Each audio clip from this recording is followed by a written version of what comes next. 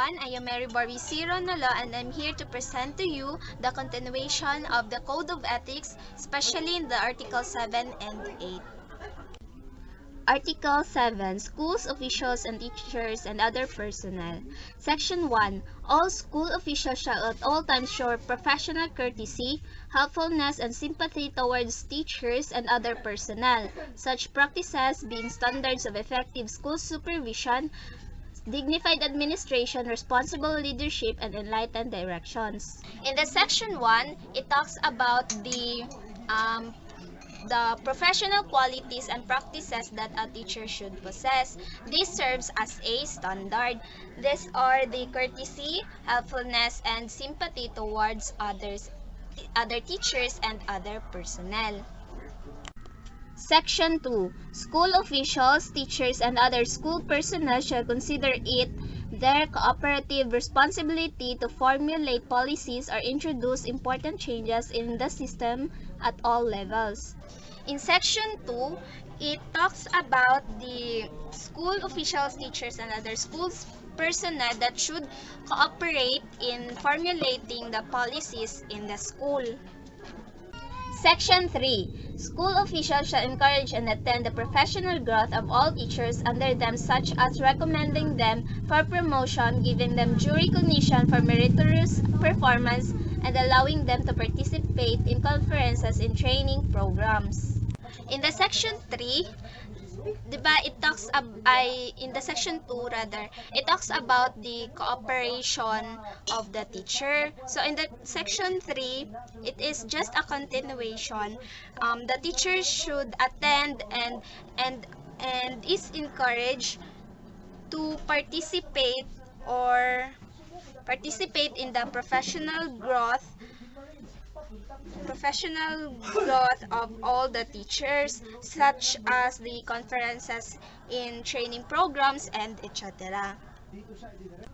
Section 4. No school official shall dismiss or recommend for dismissal a teacher or other subordinates except for cause. In the Section 4, it talks about that the teacher has no right to end a conference without a reason. Section 5. School authorities concerned shall ensure that public school teachers are employed in accordance with pertinent civil service rules, and private school teachers are issued contracts specifying terms and conditions of their work, provided that they are given, if qualified, subsequent permanent tenure in accordance with existing laws. So, in the Section 5, it talks about not just the public school teachers but also the private school teachers. For the public school teachers, they are employed in accordance with civil service rules, and for private are the contract specifying terms conditions of their work. Article 8. The teachers and learners. Section 1.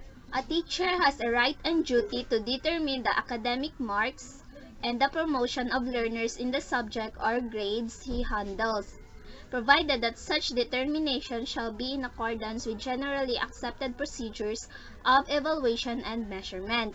In case of any complaint, teachers concerned shall immediately take appropriate actions observing due process. In the Article 8, the teachers and learners. Section 1 talks about the power of a teacher.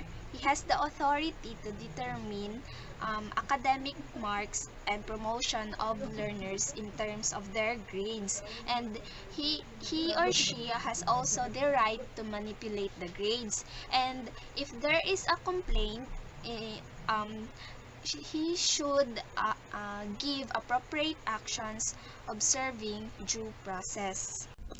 Section 2. A teacher shall recognize that the interest and welfare of learners are of first and foremost concern, and shall deal justifiable and impartially with each of them. Section 2. So, a teacher, as a future teacher, we should instill in our mind that we need to recognize the welfare of the learners, because this must be our first and foremost concern. Section 3. Under no circumstance shall a teacher be prejudiced or discriminate against a learner? In the section 3, the teacher should not discriminate. Iparamdam niya sa mga estudyante na they are not different and he or she should treat the pupils fairly. Section 4. A teacher shall not accept favors or gifts from learners, their parents, or others in their behalf in exchange for requested concessions, especially if undeserved. In the section 4, it talks about that the teacher should not accept gifts or any favors from the parents, especially in exchange with the request, for example, in changing the grades of the pupils. Section 5. A teacher shall not accept directly or indirectly any remuneration from tutorials other what is authorized for such service. In the section 5, teachers are prohibited to have a tutorial, especially individual tutorials and in their pupils. Section 6. A teacher shall base the evaluation of learners' work only in merit and quality of academic performance. In the section 6, the teacher should follow appropriate measure, especially in evaluating the performance of the pupils. Section 7. In a situation where mutual attraction and subsequent love develop between teacher and the learner, the teacher shall exercise utmost professional discretion to avoid scandal, gossip, and preferential treatment of the learner. This section 7 is applicable in the high school. Teachers should be quiet and control themselves from having a relationship from the student to avoid gossip and scandals. Section 8. A teacher shall not inflict corporal punishment on offending learner nor make deductions from their scholastic ratings as a punishment for acts which are clearly not manifestation of poor scholarship. In the section 8, if there is a punishment to the pupils, it should not affect their grades. Section 9. A teacher shall ensure that conditions contribute to the maximum development of learners are adequate and shall extend needed assistance in preventing or solving learners' problems and difficulties. For the last section, which is the section 9, it talks about that hindi dapat hayaan ng mga teachers ang learners na may problem.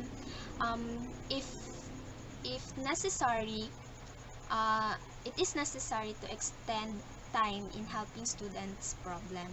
So, for the section 9 and 13, it will be discussed by my co-groupmates.